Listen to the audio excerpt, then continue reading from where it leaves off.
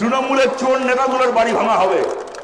আমরা দাঁড়িয়ে দাবি করেছিলাম, খেটে খাওয়া মানুষের বাড়ি নয়, তৃণমূলের চোর নেতাগুলোর বাড়ি ভাঙো।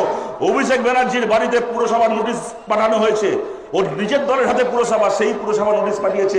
আপনাদেরকে এখানে দাঁড়িয়ে বলে যাচ্ছি, ওই অভিষেক ব্যানার্জির বাড়ি আমরা ভাঙা বই, ভেঙে টুকরো টুকরো করা বই, ওই চোর অভিষেকের বাড়ি আমরা। বিধানসভায় আমাদের বিধায়ক কমরেড মোস্তাফিজুর রহমান রানাদা, মোস্তারিদি আছেন এখানে, কমরেড মোস্তারি বানু, যার লড়াইয়ের ফলে গোটা বাংলার যে মানুষের নাম অন্যায়ভাবে ডিলিট করা হয়েছিল এসআইআর এর নাম করে, সেই মানুষ নতুন করে আবার ভোটার তালিকায় ফিরে আসার লড়াইয়ে আজকের তারিখে দাঁড়িয়ে আছেন। অনেকে ফিরে এসছেন, বাকিদেরকে আমরা ফিরিয়ে আনবো। সেই মোস্তারি বানু সহ আমাদের পার্টির নেতৃত্ব যারা এখানে আছেন, যারা আপনারা এখানে আছেন, আমার গুরুজনেরা, আমার ভাইয়েরা, বোনেরা, বন্ধুরা, এই গরমের মধ্যে, রোদের মধ্যে অনেকক্ষণ মিছিল করে এসছেন। 2 সপ্তাহ আগে অবধি ভোটের কাজ চলছিল, তখনও অনেক মিটিং মিছিল লড়াইয়ে ছিলেন, এখনো এই রোদের মধ্যে এতটা মিছিল করে এসছেন। এখানে সভা হলো, আমার আগেও বাকি আমাদের নেতারা বলেছেন, বেশিরভাগ বিষয় নিয়ে কথা হয়েছে, তাই আমি খুব বেশি কথার মধ্যে যাচ্ছি না, আমি আপনাদের খুব বেশি সময় আটকে রাখছি না। আমি খুব সংক্ষেপে 2-3টে কথা বলছি। আমাদের প্রথম কথা, দেখুন, যখন মানুষ 34 বছর আমাদেরকে জিতিয়েছে, তখনও একদিনের জন্য আমরা বলিনি যে আমরা জিতেছি মানে আমরা সব ঠিক করেছি, আর যারা ভোটে হেরে গেছে তাদের সব কথা ভুল। যারা আমাদের কাছে যারা ভোটে হেরেও ছিলেন, আপনারা যারা এখানে গুরুজনেরা রয়েছেন, আপনাদের অনেকের মনে থাকবে, আমাদের পশ্চিমবাংলার বিধানসভায় আগে বিরোধী দলের তকমা পেতে অন্ততপক্ষে 30 জন বিধায়ক লাগতো। 30 জন বিধায়ক কেউ কোনো দল পেলে সে বিরোধী দল হবে, 30-এর কম বিধায়ক পেলে সে হবে বিরোধী গোষ্ঠী। 2006 সালে তৃণমূল কংগ্রেস 29 জন বিধায়ক প্রথমে জিতল। তখন হাসিম আব্দুল হালিম পশ্চিমবাংলার বিধানসভার আইন পাল্টে 30কে 29 করলেন, যাতে তৃণমূল কংগ্রেসকে বিরোধী দলের মর্যাদা দেওয়া যায়। হাসিম আব্দুল হালিম, বুদ্ধদেব ভট্টাচার্যরা বললেন যে বিধানসভায় কোনো বিরোধী দল নেই, সেই বিধানসভা নয়। আমরা দরকার হলে বিধানসভার আইন পাল্টাবো, তবু প্রয়োজনের চেয়ে কম আসন পাওয়া তৃণমূল কংগ্রেসকেও আমরা বিরোধী দলের মর্যাদা দেবো পশ্চিমবাংলা বিধানসভায়। এইটা ছিল গণতন্ত্র নিয়ে আমাদের বামপন্থীদের ভাবনা। আর উল্টো দিকে আপনারা দেখলেন গত 15 বছর ধরে আমাদের রাজ্যে কি চলল। ওরা ক্ষমতা এসে বলল যে আমরা বিরোধী শূন্য পঞ্চায়েত করব, বিরোধী শূন্য পুরসভা করব, বিরোধী শূন্য বিধানসভা করব। আমাদেরকে বিধানসভায় শূন্য করা হলো করে মমতা ব্যানার্জি বলে গেলেন পশ্চিমবাংলার বিধানসভায় বামপন্থীরা শূন্য হয়ে গেছে, বামপন্থীরা কোনোদিন আর পশ্চিমবাংলার বিধানসভার ভেতর দাঁড়িয়ে কথা বলতে পারবে না। আজকে তাকিয়ে দেখুন, সামনের 5 বছর পশ্চিমবাংলার বিধানসভার ভেতর দাঁড়িয়ে মোস্তাফিজুর রহমান কথা বলবে, মমতা ব্যানার্জি বিধানসভার গেটের চৌকাঠ পার করতে পারবে না, মমতা ব্যানার্জি আর সামনের 5 বছর বিধানসভা যেতে পারবে না।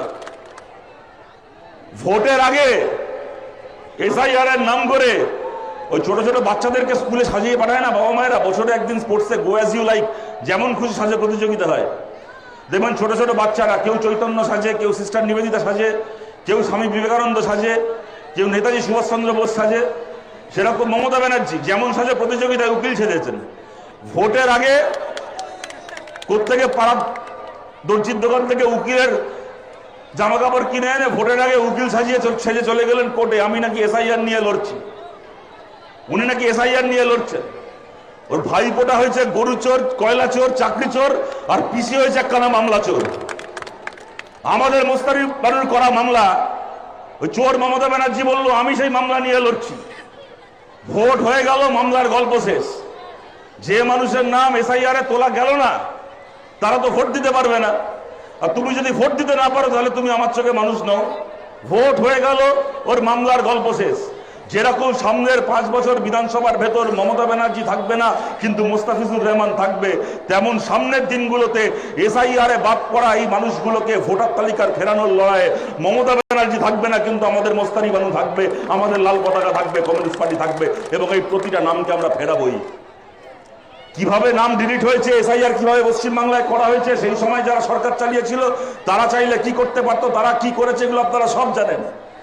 আমি নতুন করে সেই ব্যাখ্যায় যাচ্ছি না, কিন্তু আপনাদেরকে খালি আমি এইটা বলছি, আজকের তারিখে ট্রাইব্যুনাল করে যে নামগুলো বাদ চলে গেছিল, ট্রাইব্যুনাল করে যখন সেই মানুষগুলো ট্রাইব্যুনালে অ্যাপিল করছেন, তখন আমরা কি দেখছি, এখনো পর্যন্ত 1476টা নাম ট্রাইব্যুনাল বিবেচনা করেছে।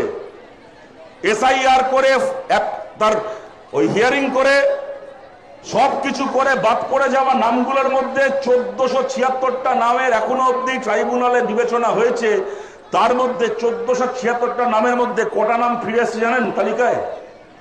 1476টার মধ্যে 1468টা নামকে ভোটার তালিকায় ফিরিয়ে আনা হয়েছে। এই হচ্ছে বিজেপির এসআইআর। আর ওই বিজেপির ওই মোদির পোষা কুকুর জ্ঞানেশ কুমারের এই হচ্ছে এসআইআর। 1476 জনের মধ্যে 1468 জন জেনুইন ভোটার। তার মানে বুঝতে পারছেন, যদি 1000টা লোকের নাম বাদ দিয়ে থাকে তার মধ্যে 999 জনের বেশি জেনুইন ভোটার, তাদের নাম বাদ দিয়ে পশ্চিমবাংলায় বিধানসভার ভোট হয়েছে। কিন্তু আমরা বলছি এক মাঘে শীত পালায় না। এই কিছু ভোটারকে বাদ দিয়ে ভোট করিয়ে বিজেপি সরকারে এসছে, কিন্তু এক মাঘে শীত পালায় না। এই মানুষগুলো সামনের পুরসভায় ভোট দেবেন, এই মানুষগুলো সামনের পঞ্চায়েতে ভোট দেবেন, এই মানুষগুলো সামনের লোকসভায় ভোট দেবেন। এদের সবার ভোটে পশ্চিমবাংলায় আমরা বিজেপিকে হারাবো। এখন মমতা ব্যানার্জির এখন মাথায় কথা আছে না, চোর পালালে বুদ্ধি বাড়ে, ওনার চেয়ার পালালে বুদ্ধি বেড়েছে। মুখ্যমন্ত্রী চেয়ার চলে গেছে, এখন বুদ্ধি বেরিয়েছে। বলছে যে বাম অতিবাম সবাই আমার সঙ্গে জোটে আসো, আমি বিজেপির সঙ্গে লড়বো। কই মমতা ব্যানার্জি বিজেপির মন্ত্রিসভায়, অটল বিহারীর মন্ত্রিসভায় মন্ত্রী হওয়ার সময় তো একবার মনে হয়নি যে বাম অতিবাম আমার সঙ্গে জোটে আসো, আমরা বিজেপির মন্ত্রিসভায় মন্ত্রী হব? এখন খেয়াল হয়েছে, এখন যখন চেয়ার চলে গেছে মুখ্যমন্ত্রিত্বের, এখন ঘরে বসে মাথায় বুদ্ধি খুলেছে বাম অতিবামরা জোটে আসো। আর যখন 15 বছর আপনি রাজ্যের মুখ্যমন্ত্রী ছিলেন, তখন পশ্চিমবঙ্গ সরকারের চুরি, খুন, সন্ত্রাস, দুর্নীতি ছেড়ে দিন। আপনারা সাক্ষী আছেন গত 15 বছরে এমনকি কেন্দ্রের সরকারের বিরুদ্ধে, মোদীর সরকারের বিরুদ্ধে যখন আমরা বামপন্থীরা বন ধর্মঘট করতে গেছি, এই মমতা ব্যানার্জি মোদীর দালালি করে আমাদেরকে মেরেছেন, আমাদেরকে জেলে ভরেছেন। এই মুর্শিদাবাদের 2015 সালে আপনাদের মনে আছে, ধর্মঘটের দিন আমাদের একের পর এক কমরেডকে মেরে রক্তাক্ত করে পঙ্গু করে দিয়েছিল, প্রতিবন্ধী করে দিয়েছিল, জেল খাটিয়েছিল দিনের পর দিন। তাদের দোষ কি ছিল? মোদী সরকারের বিরুদ্ধে আমরা ধর্মঘট করতে গেছিলাম, মোদী সরকারের বিরুদ্ধে ধর্মঘট করতে গেছিলাম বলে এই মমতা ব্যানার্জি মেরে মেরে জেলে ঢুকিয়েছিল আমাদেরকে। আর এখন যখন নিজের চেয়ার চলে গেছে, এখন বলছে বাম অতিবাম আমাদের সঙ্গে এসো, আমরা মোদীর বিরুদ্ধে লড়বো।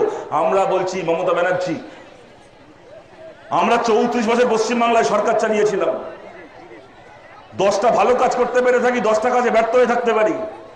হয়তো 10টা কাজ করতে পারিনি, তো মাথা উঁচু করে বলতে পারি 2011 সালে যখন চলে গেছিলাম, অনেক মানুষের আশীর্বাদ নিয়ে গেছিলাম, অনেক মানুষের হয়তো নিন্দা সমালোচনা নিয়েও গেছিলাম, কিন্তু মাথা উঁচু করে বলতে পারি যেদিন পশ্চিমবাংলার সরকার থেকে চলে গেছিলাম, সেই দিন পশ্চিমবাংলাকে একটা বিজেপি মুক্ত রাজ্য করে গেছিলাম। পশ্চিমবাংলায় একটা বিজেপির বিধায়ককে জিততে দিইনি, এমন পশ্চিমবাংলাকে আমরা রেখে গেছি। বিধানসভা কেন্দ্র আমরা হেরেছি। এই জঙ্গিপুর বিধানসভা কেন্দ্রে বিজেপি এবার জিতেছে, কিন্তু আপনাদেরকে বলছি এই জঙ্গিপুরেও আপনারা ফলাফলের দিকে তাকিয়ে দেখে হিসেব করুন।